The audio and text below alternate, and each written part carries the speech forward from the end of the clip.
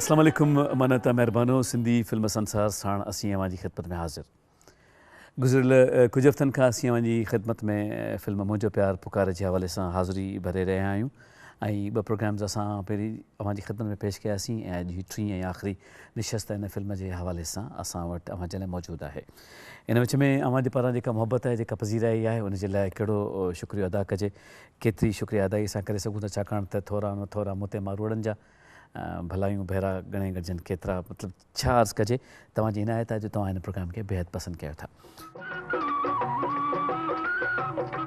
Film मुंहिंजो प्यार पुकार जे हवाले सां असां साण गुफ़्तगू करण लाइ मौजूदु आहिनि साईं गुल मोहम्मद लाशरी साहिबु, साईं भली कार खे फर्ज़ंदनि साईं नूर मोहम्मद लाशरी साहिब जिन जा ऐं नालो पंहिंजो पाण तारीफ़ आहे, पाण ख़ुशबू आहे, अदा मुमताज़ अली शेख साहिबु असां वटि मौजूदु आहिनि। वॾी महिरबानी अवां जी तव्हां असां वटि हिते मौजूदु आहियो ऐं पंहिंजो तारीफ़ पाण असां वटि मौजूदु आहिनि नूर मोहम्मद ख़ासकरी साहिबु। थैंक यू महिरबानी। ही सभु वजूद ख़वातीन सां दरअसल उन्हनि वर्कनि खे वराइण अचनि था जेके हाणे यादि माज़ी बणजंदा वञनि था, पर जॾहिं असां हीउ प्रोग्राम अवां जी ख़िदमत में पेश कयूं था ऐं जेका मोट तव्हां वटां मिले थी त महसूसु थिए थो त इहा कोशिशि इन करे बाराबर साबित थिए पई थी त माज़ीअ जी यादि खां पोइ उहे सभु अक्स असां वटि मोटी अचनि था, असीं उन्हनि सभिनी अहसासनि खे महसूसु कयूं था ऐं दिलि में रिवाइवल जी हिकिड़ी कोशिशि आहे जेका कर खणे थी। बहरहाल सभु कोशिशूं पंहिंजी जाइ ते शुरूआति करणु चाहींदासीं मेघ मल्हार जे हवाले सां। मौसमुनि जो ज़िक्र आहे, फिल्म जो हिकिड़ो सदाबहार गीत आहे मौसम आहे मेघ मल्हार।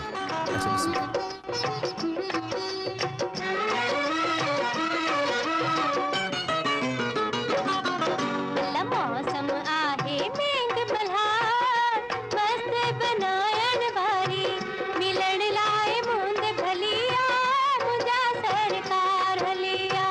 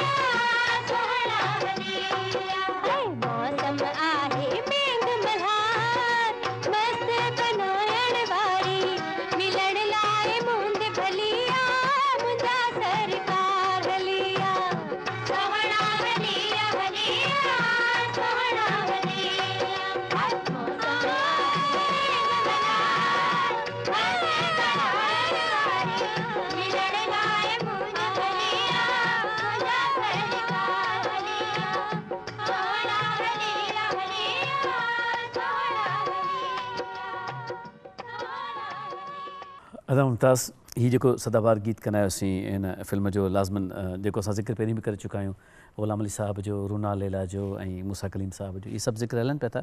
तकनीकी मयार कीअं हुयो फिल्म जो? तमामु ख़ूबसूरत मयार हो हिन फिल्म जो। ऐं डॉक्टर साहिबु हिकिड़ी ॻाल्हि त तमामु थोरे बजट में एॾो सुठो कमु करणु इहो कमाल आहे। हाणे तव्हां जेके नवां ड्रामा ठहनि था पिया या फिल्मूं ठहनि थियूं, करोड़नि में ठहनि थियूं, केतिरियूं उन्हनि खे सहूलियतूं आहिनि, पर हिते एतिरियूं सहूलियतूं न हुयूं, उन जे बावजूद बि एॾो सुठो कमु करणु। ऐं ॿी हिकिड़ी ॻाल्हि, सिंगल कैमरा वर्क आहे इहो।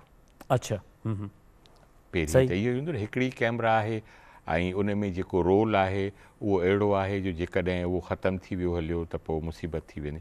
त हर आर्टिस्ट खे इहो चयो वेंदो त बाबा असां वटि वसीला महदूद आहिनि, महिरबानी करे थोरी महिनत करियो, त इहा महिनत नज़र थी अचे। ऐं जेॾी महिल उनखे एडिट करे तव्हांखे गानो नज़र थो अचे त ईअं थो लॻे त इहो 3-4 कैमरा उन में इस्तेमालु थियूं आहिनि। ऐं इहो सॼो कमाल डायरेक्टर साहब जो आहे। मैडम चकोरी उहा आर्टिस्ट आहे जंहिंमें हिकु बेपनाह एनर्जी आहे। ऐं जॾहिं हूअ तव्हां उनजी का बि फिल्म खणी ॾिसंदव, जंहिं महिल उहो डांस थी करे, उन में हिकिड़ी ख़ुशी हुन में आहे चहिरे ते। हालांकि ओॾी आउटडोर में केॾी गर्मी हूंदी, केतिरा ऐं थिए बि उस में थो इहो सभु कुझु, पर मैडम चकोरी मरहूमा जॾहिं परफॉर्म कंदी हुई त पोइ इन ॻाल्हियुनि खे हू न ॾिसंदी त गर्मी आहे, सर्दी आहे या वसीला महदूद आहिनि। ऐं वरी जेको डायरेक्टर साहबु आहे बाबू भाई, उहो हिकिड़ो बहितरीनु कमु सिखियलु, सुठनि माण्हुनि खां कमु सिखियलु डायरेक्टर हो। ऐं हू जॾहिं कमु वठंदो हो त हू चाहींदो हो त मटीरियल बि बचे, प्रोड्यूसर जो नुक़सान बि न थिए, ऐं कमु तमामु ख़ूबसूरत कयो वञे। ऐं उनजो ई नतीजो आहे त इहो गानो हुजे या ॿी फिल्मूं हुन जूं हुजनि, त उहो हिकिड़ो यादगार शयूं आहिनि। ऐं असां कंहिं प्रोग्राम में ज़िक्र कयो हो बाबू भाई जे हवाले सां त गानो पिक्चराइज़ करण जो हुनखे ॾांहुं ईंदो। हा, ख़ासो उन्हनि जो गानो कीअं पिक्चराइज़, उनजी शार्ट डिवीज़न कीअं थींदी, कहिड़ा आर्टिस्ट किथे हूंदा। हाणे हीउ जेको गानो असां ॾिठो, इन में त ॿियूं एक्स्ट्रा बि हुयूं, कोरस बि हो, त बैकग्राउंड भरियल पियो लॻे। पर कहिड़ा बि गाना आहिनि मुख़्तलिफ़ फिल्मुनि में या हिन फिल्म में जंहिंमें रुॻो जंग आहे, को कलर न आहे, उन में उन आर्टिस्ट खे पाण मञाइणो आहे त जेको ॾिसंदड़ आहे उनजी तवजो हासिलु करणी आहे। त इहो डायरेक्टर जो कमाल आहे जो हू जेॾी महिल ॾिसे थो व्यू फाउंडर में त हू महसूसु थो करे त हुनखे कहिड़ी कहिड़ी शइ जी ज़रूरत आहे बैकग्राउंड में। ऐं इहो हिकिड़ो सिखियलु ऐं बासलाहियत डायरेक्टर ई करे सघे थो, ॿिए नए माण्हूअ जे वस जी इहा ॻाल्हि कान्हे। नूरमल साहब, हीउ जेको फिल्मुनि जो हवालो हले पियो थो, ऐं ख़ासि तौर ते हिन फिल्म जी जेका मौसीक़ी, जेके आइटम्स हुया, उहे सभु हिट हुया? सभु हिट आहे। हिन मां को बि अहिड़ो नगमो कोन हो नाहे जेको असां प्ले कयो हुजे रेडियो ते ऐं उनजी पधिराई न थी हुजे। असांखे त सामाइन जेको फरमाइशी प्रोग्रामनि जे ख़तनि जे हिसाब सां हिन जा जेके नगमा आहिनि से तमामु घणा मक़बूल रहिया, अॼु बि मक़बूल आहिनि, सुणिया ऐं रहियो आहे। ऐं पोइ हिन में मौसम जो जेको गानो आहे सो इहो ख़ासि करे असां जॾहिं मेंघमल्हार मौसम हूंदी आहे, जीअं मौसम कराची जी मौसम आहे, मतिलबु ख़ासि करे कराची जी मौसम त मेंघमल्हार रहंदी आहे घणो वक़्तु, थोरो वक़्तु मतिलबु उन इहे ककर न हूंदा आहिनि, पर पोइ असां इहो नगमो जेको आहे सो प्ले करे मज़ो ईंदो आहे ॾाढो। ऐं महिरबान बि इंजॉय कंदा आहिनि। त मौसम जे लिहाज़ सां जेके नगमा हूंदा आहिनि त छोजो ॻाल्हि वक़्तु जेको वक़्त ते ठहंदी आहे, हर ॻाल्हि वक़्त जी ॻाल्हि हूंदी आहे। त उन वक़्तु मौसम अहिड़ी आहे ऐं जुड़ फुड़ जी ऐं उहो गानो बि हले थो ऐं मौसम बूंद बि पए हुजे त पोइ उहो गानो वधीक लुत्फ़ अंदोज़ माण्हू थींदो आहे उन में। ऐं असांजी कोशिशि इहा हूंदी आहे त मौसम जे लिहाज़ सां बि सामिन खे जेको आहे सो रेडियो ते नगमा ॿुधाइनि। हिन फिल्म में उहा जान, हा, उहो माना गाना इहो मौसम आहे मेंघमल्हार, त इहो असां मौसम जे लिहाज़ सां घणो इस्तेमालु कयो। लश्करी साहब, वालिद साहब तव्हां सां मतिलबु जेके बि ज़िक्र कया सिनेमा जे हवाले सां या फिल्म जे हवाले सां, त तव्हांजी केतिरी उमिरि, केतिरो अरसो तव्हां सां गॾु रहिया, केतिरी ॼमार ताईं? साईं मां तक़रीबन को 10 साल या 8 साल 10 साल ईअं तव्हांजी उमिरि घणी जॾहिं बाबा वफ़ात कई आहे? उन वक़्त में मुंहिंजी उमिरि हुई 42 साल, न 38 साल। तव्हांजी उमिरि 38 साल जॾहिं वालिद साहब वफ़ात कई। अच्छा, त उन खां पोइ ख़ासि तौर ते जेको उन्हनि जी फिल्मुनि जो हवालो आहे, जेको उन्हनि जी अदाकारी जो हवालो आहे, उहो घर में ॻाल्हियूं कंदा हुया पंहिंजे सभिनी शयुनि जूं, या ख़ाली बसि लिखी वेंदा हुया जेको उन्हनि खे हिकिड़ी आदत? न, घर में ॻाल्हियूं कंदा हुआ, असां सां शेयर कंदा, असांखे ॿुधाईंदा हुआ, असां बि लुत्फ़अंदोज़ थींदा हुआसीं त मूं अॼु अहिड़े क़िस्म जी कई, या अॼु ही फिल्म जो जेको सीन असां करे आयासीं। लाशारी साहब ते कैरेक्टर तारीफ़ थी वेंदो? हा से कैरेक्टर बिल्कुलु, मतिलबु घर में बि तव्हांखे महसूसु थींदो त हीअ इन फिल्म जी ट्रांस में आहे, या हीअ पंहिंजे जेको टेलीविज़न जो रोल आहे उहो उन्हनि ते अञा हावी आहे, ईअं तव्हांखे घर में महसूसु थींदो? अच्छा, न सही इहो कोन्ह थींदो। अच्छा, हा हा, घर में त ख़ैर हाणे हर इंसानु रिलैक्स हूंदो आहे, ठीकु, पर ॼण इहो आहे त पंहिंजे कम सां एतिरा त सिंसियर हूंदा जी, जो कंहिं महिल असां सां शेयर कंदा त हीअ मूं कैरेक्टर अहिड़े नमूने करे आयो आहियां मां। पोइ असां लुत्फ़अंदोज़ थींदासीं, ॿुधंदा हुआसीं, ॾिसंदा हुआसीं, असांखे वरी शौक़ु हूंदो त हाणे इहो वरी असां ॾिसूं, त उन हवाले सां कुझु फिल्मूं असां उन्हनि जूं ॾिठियूंसीं बि, त अहिड़े हिसाब सां तमामु यानी पंहिंजो महिनत जे हिसाब में, कम जे हिसाब में ॾाढो। हा, हूअं वरी असां सां घर में त वरी तमामु हिकिड़ो ख़ुशि माहौल हूंदो हो। बाबा साईं त ईअं सम्झो ॼण दोस्तनि वारो हिसाबु हूंदो हो बाबा साईं सां मुंहिंजो। शेख साहब, असांजी लाशारी साहब जो ज़िक्र हले पियो थो, यकीनन तव्हां खां बि राय वठणु चाहींदासीं। तव्हां बि वॾो अरसो गॾु गुज़ारियो आहे? हा, तमामु घणो अरसो असां गुज़ारियो आहे, ज़्यादातर कराचीअ में, ऐं मुख़्तलिफ़ प्राइवेट चैनल्स ते बि जेके प्रोग्राम हुया उन्हनि में बि लाशारी साहब जो साथ रहियो। ऐं शुरू ज़माने में रेडियो हैदराबाद, खैरपुर या कराची तां कुझु रेडियो प्रोग्राम बि थींदा हुया, उन में बि साईं सां असांजो वास्तो रहियो। ऐं रशीद साबिर साहब कुझु स्टेज ड्रामा कया, उन में बि असां उन सां गॾु रहियासीं। ऐं हू वाक़ई अहिड़े क़िस्म जो आर्टिस्ट हो जो किरदार खे पंहिंजो पाण ते तारी करे छॾींदा हुआ, ऐं ईअं लॻंदो हो त इहो किरदारु तहरीरी इन जे लाइ कयो वियो लाशारी साहब जे लाइ। ऐं निहायत ई ईमानदारी सां कमु करण वारा माण्हू हुआ, ऐं ॿिए माण्हूअ खे या जूनियर्स खे जेका ॻाल्हि सम्झाईंदा हुआ लाशारी साहब जन, उन में इहो न हूंदो त भई आउं वॾो आहियां, ऐं को एॾो वॾो आर्टिस्ट आहियां, तूं हीउ छा थो करी, पोइ उनखे सम्झाए न बाबा हीअं न हीअं। ऐं तमामु बहितरीनु ऐं महिरबानी माण्हू हुआ। तव्हांजे तरफ़ां असां गुल मोहम्मद साहब खां इहो सुवालु पुछंदासीं त का अहिड़ी फिल्म आहे जेका लाशारी साहब जी तव्हां घर जे सभिनी भातियुनि सां गॾिजी कंहिं सिनेमा में ॾिठी हुजे? हा साईं, इहो हिकिड़ी फिल्म हुई, हिकिड़ी फिल्म पाण कई आहियूं, घातू घर आया। अच्छा, तो उहो जॾहिं तज़किरो कयो त उन्हनि इहो चयो त छो न इहा फिल्म असां स्क्रीन ते ॾिसूं। हा, पोइ पहिरियों चकर असां भाइर भेनरुनि सां गॾिजी बाबा साईं सां गॾु वञी हिते हुई वज़ीर मैंशन लियारी वारे पासे ॾे, हिते हिकिड़ी सिनेमा हुई, क्राउन सिनेमा।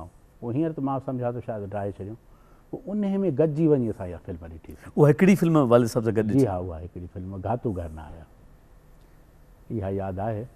बाक़ी ॿियूं फिल्मूं त वरी हाणे त जेको सीडीज़ जी सूरत में आयूं आहिनि उहो कुझु ॾिसूं था, ऐं कुझु वरी उन मां यानी उन्हनि जे जेको कुझु हाल अहिवाल डायरी में लिखंदा उन मां बि हूंदो, कुझु पाण ॿुधाईंदा बि हुया उन हवाले सां। सो इहो छो जो फिल्मुनि जो जेको तालुक़ु आहे वालिद साहब जो उहो 70 जी ॾहाई खां थिए थो, त उन वक़्त में असां नंढा हुआसीं, पर ॼण इहो आहे त उन वक़्त में ई उहे फिल्मूं ऐं उहे उन्हनि में ॾाढो मज़ो ऐं चाह हूंदो, ॾाढी ख़ूबसूरती हूंदी। वाह वाह, ज़िक्र हले पियो थो मुंहिंजो प्यार पुकारे जो, ऐं फिल्म जे हवाले सां असां वटि ॿ प्रोफाइल तव्हांजे लाइ मौजूदु आहिनि। पहिरियों प्रोफाइल आहे अब्दुलक अबड़ो साहब जो। अब्दुलक वलद मोहम्मद ख़ान अबड़ो 1967 में हैदराबाद में ॼाओ। शुरूआती तइलीम नूर मोहम्मद हाई स्कूल में हासिलु कयईं, ऐं उतां मैट्रिक करण ताईं हुन अनेक स्टेज ड्रामा करे वरिता हुया।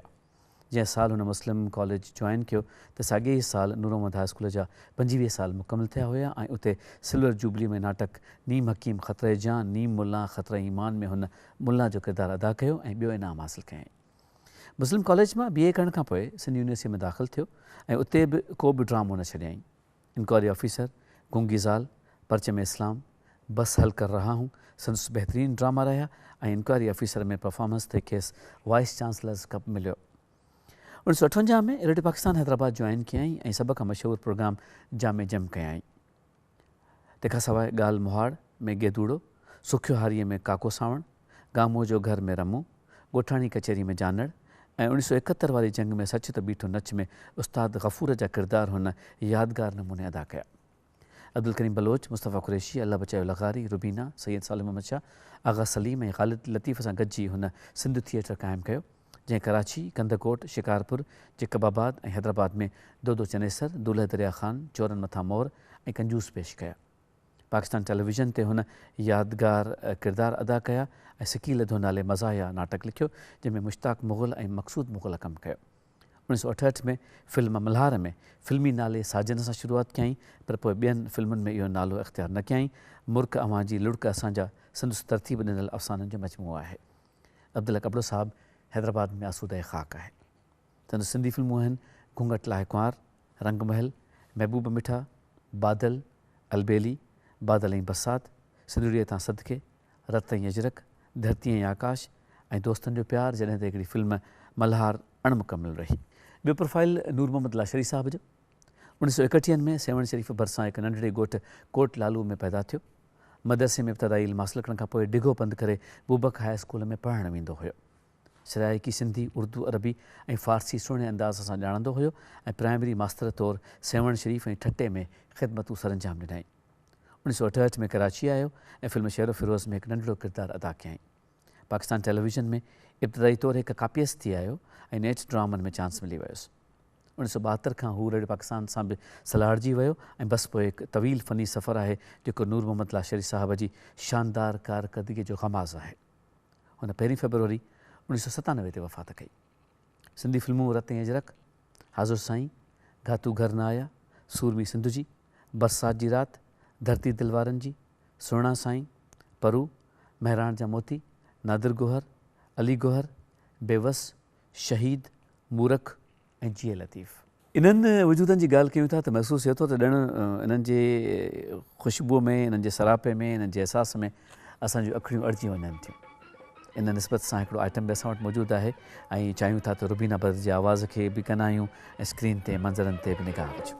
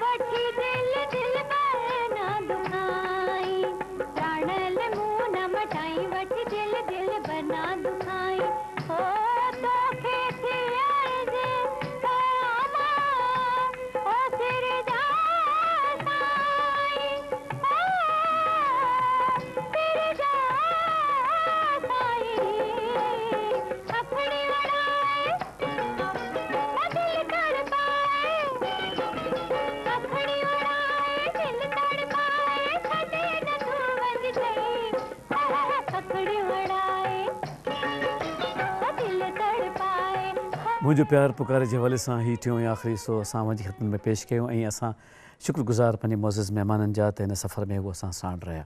साईं मुमताज़ अली शेख साहब, साईं गुल मोहम्मद लाशारी साहब, साईं नूर मोहम्मद ख़ासकली साहब, सभिनी जी वॾी इनायत वॾी महिरबानी स्टूडियो में असां वटि कई आया ऐं हिन फिल्म जे हवाले सां एॾी सदाबहार ऐं ख़ूबसूरत गुफ़्तगू कई। ऐं ख़ातिन हज़रात, इन दुआ सां त तव्हां जिते बि हुजो ख़ुशि हुजो, शाद ऐं आबाद हुजो, पंहिंजो ख़्यालु पिया रखिजो ऐं हिन फ़नी सफ़र में असां सां विख विख ते गॾु हुजो ऐं पंहिंजी क़ीमती राय खां असांखे ज़रूरु नवाज़िजो पिया, छाकाणि त तव्हांजी राय जे सफ़र में ई, बल्कि तव्हांजी राय जे सफ़र जी छांव में ई असांजो पंहिंजो सफ़र बि आसानु थी वेंदो। अलाह पाक जे हवाले इजाज़त ॾींदा, फ़ी अमान अल्लाह। अला वाहे।